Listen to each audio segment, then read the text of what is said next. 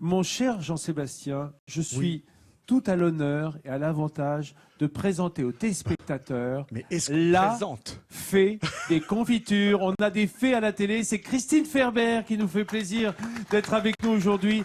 Oh, ma bonne fée, de ta baguette magique, transforme-moi en vrai animateur télé. Non, c'est raté. Essaye. Non, ça marche pas. Non, ça marche pas. Bon, ben, c'est pas grave. Christine. Bonjour Vincent. Je suis trop content. Christine Ferber, elle est connue dans le monde entier pour la qualité de ses confitures. Et aujourd'hui, qu'est-ce qu'on va faire ensemble? On va faire des étoiles sablées. Un sapin fait d'étoiles sablées à la cannelle et au cacao. Oh, je t'aime trop pour ça. Ouais, vraiment, ça, c'est vraiment l'esprit de Noël. C'est l'enfant qui se réveille. Ah non, Je mais t'aime trop pour ça. moi, ça me bouleverse. Qu'est-ce que tu veux que je te dise? Parce que la magie de Noël, en Alsace, ça passe tellement par les petits gâteaux. Par les bredala. Les bredala, c'est ça, c'est comme ça qu'on les appelle, ces petits sablés, ces petits gâteaux. Et ça se fait simplement? Ça se fait très simplement. Et dans chaque famille, on a sa recette. Et ces recettes se transmettent de mère en fille. Et dans chaque maison, tu pourras pas me transmettre alors? Dans certaines maisons, on en fait jusqu'à 50 kilos. 50 kilos dans certaines maisons? À partir du mois de novembre, mais il faut être plus de 2. On fait 1 kilo chaque jour jusqu'à Noël.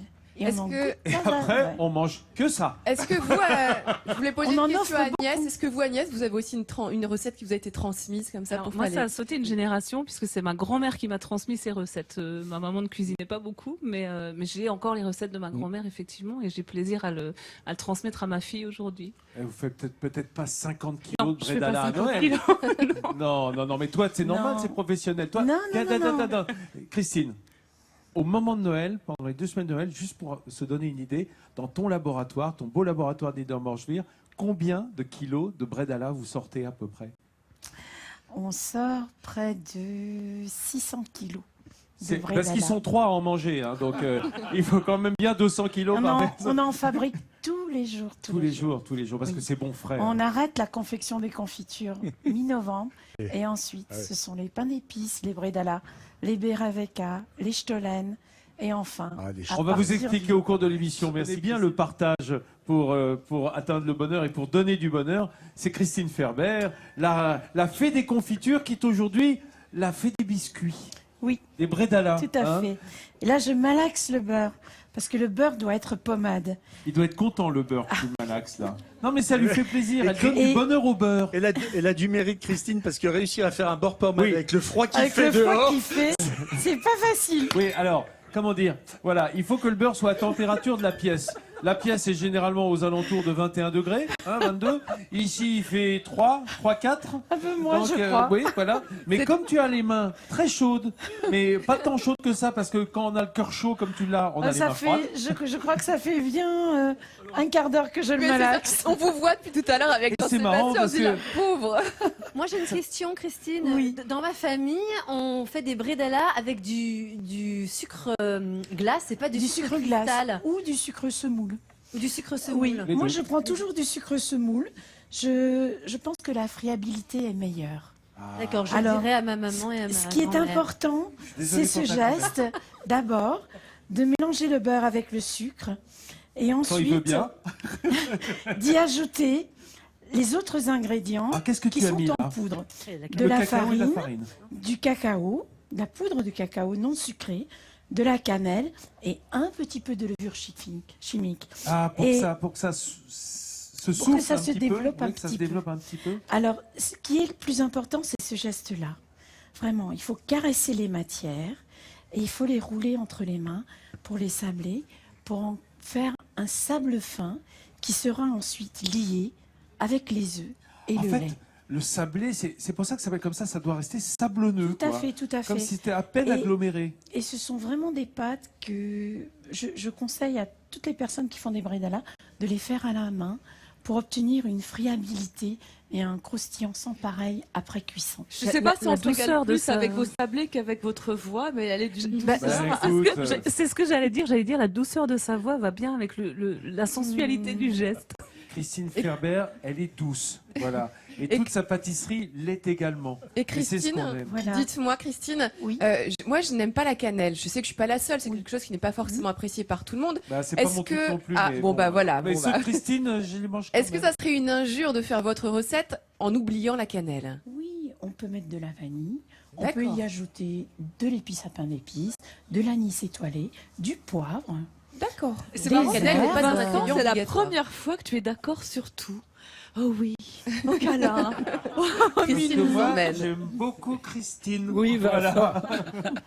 Et en plus, vous savez quoi? Elle m'apaise énormément. Mais ça se moi, voit. C'est un petit peu, généralement un petit peu tout feu tout flamme. Elle m'apaise comme elle apaise beaucoup de ses clients qui viennent chercher ses spécialités, et notamment ses confitures, pour lesquelles elle est connue. Ça y est, Vincent. La pâte est bien sablée, parce qu'il est important qu'il n'y ait plus de grumeaux de beurre. Là, c'est parfait. Là. Vous savez, les pâtes qui on dirait que le beurre a disparu dans la farine. Mais c'est ça qu'il faut. Quand le beurre est en grumeaux et que le petit four est étalé, le beurre fond au four et ça fait des petits trous dans les petits fours. Des petits trous dans les petits fours. Voilà. Des petits trous, des petits trous dans les petits fours. Tout bien malaxé. Tu sais que tu me rendrais presque gentil. À ton contact, je deviens presque gentil. Pendant ce temps-là, que je parlais de l'ami Christine Ferber, je vais essayer de prendre son tout ça, quand je parle d'elle, je parle toujours comme elle.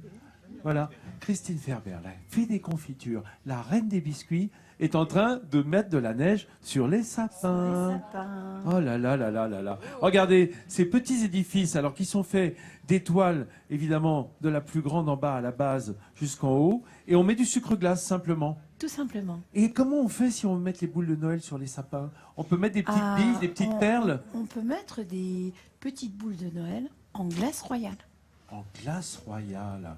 Voilà, ou faire des petites bougies, voilà, des petites en pointes. En pâte d'amande aussi. En pâte d'amande, oh, j'adore cette idée. Ou des petits stalactites sous les branches avec de la glace royale aussi. Tout à fait. Voilà, en fait, c'est une fois que vous avez fait vos biscuits, que vous les avez montés, comme des petits sapins, ça laisse place à votre imagination. C'est vous qui allez pouvoir décorer comme vous l'entendez, ou même avec le petit cornet de glace royale coloré également. C'est un jeu d'enfant. C'est un jeu d'enfant comme les maisons en pain d'épices qui sont là. Regardez, ça aussi, c'est toi qui les fais, Christine. Ces maisons en pain d'épices sont en fait des pains d'épices un peu plats que l'on va assembler avec du chocolat. Découpe. C'est du pain d'épices alsacien qu'on étale au laminoir comme une pâte sablée. Ensuite, on découpe, on les double de chocolat et on les assemble. Alors j'ai une mauvaise nouvelle. Jean-Sébastien a découvert le Berabeka et Elena aussi. Ils sont en train de dépouiller totalement cette table. Je fais découvrir à Elena qui ne sait pas ce que c'est. On va peut-être arrêter de découvrir parce que je le gardais pour moi toute seule. Il n'y a pas de Stollen, Christine? Non, habituellement le Stollen ne se consomme qu'à partir de Noël. Voilà, sinon ça porte malheur. Parce qu'il représente l'enfant Jésus entouré de son linge blanc et c'est après le 25 décembre qu'on le déguste. Ça s'appelle le Christkindstollen, c'est-à-dire le Christstollen. Ouais, d'accord. Alors regardez, on va regarder tout de suite ensemble cette recette, exécutée, j'aime mieux le terme réalisé, par Christine. Alors elle a commencé par malaxer le beurre avec un peu de farine et de poudre de cacao. Il faut que le beurre soit quand même à température. Et puis c'est après seulement qu'on va le lier à l'œuf, quand c'est bien sablonneux. Oui. Voilà, avec le lait. Ensuite, et puis après, on étale au rouleau, on égalise bien, et à l'emporte-pièce, on réalise nos étoiles, bien entendu. Quelle cuisson? Combien de temps? 180 degrés pendant 8 à 10 minutes environ. Voilà, le temps que ça soit juste cuit, pas besoin de les laisser plus que de raison. Et ensuite, on monte avec un petit peu de glace royale. Simplement, c'était un mélange de blanc d'œuf et de sucre glace. Pour faire tenir, ça sert de colle. Oui, il n'y a plus qu'à saupoudrer de neige. À manger. Et à décorer comme on le veut, en fait, avec tous les éléments qui vont vous plaisir. On peut même mettre des petits bonbons, comme des boules de Noël, c'est des petits bonbons en sucre coloré que l'on trouve chez soi. C'est à vous. Eh ben voilà. Mais tu ne touches pas à ma caméra, c'est à moi. Le public se régale parce qu'Hélène Gâteau est partie faire déguster. Comment on les appelle, ces petits bredala? Distribution d'étoiles. Ce sont les étoiles à la cannelle. Les étoiles à la cannelle, tout simplement. Est-ce que ça vous plaît, madame, ces étoiles à la cannelle? Très. Bon, ouais. Bon, moi je vous laisse tout pour vous parce que comme je vous ai dit, moi j'aimais pas trop la cannelle, mais voilà, tout le public va être content. Du coup, c'est un peu frustrant pour toi, Hélène, de voir tout le monde se régaler avec des gâteaux. C'est magnifique et voilà, et je crois que je vais me finir par manger de la cannelle quand même un jour. Quand je pense qu'elle s'appelle Hélène Gâteau et qu'elle distribue tous ces petits gâteaux à tout le monde, ça c'est bien. au moment de Noël. Agnès, vous avez goûté ou pas? Pas encore. Et vous voulez peut-être un petit morceau de Berabeka? Mais il a pris Jean-Seb. Oh, Jean-Seb a piqué tous les gâteaux. Oh bah non, Jean-Seb, ça c'est moche ce que t'as fait. Voilà, ça y est, elle Merci Christine, merci Christine. Au revoir Vincent. Christine Ferber, on l'adore, avec ses belles confitures et tous ses gâteaux au moment de Noël. Merci Agnès, je vous embrasse aussi. Merci d'être venu nous rendre visite avec vos livres. Merci Elena. Merci à vous. Merci de nous avoir suivis pendant cette heure de détente et de bonheur autour de ces spécialités de Noël. On se retrouve ici demain pour un super vendredi à Kaisersberg en Alsace. À demain.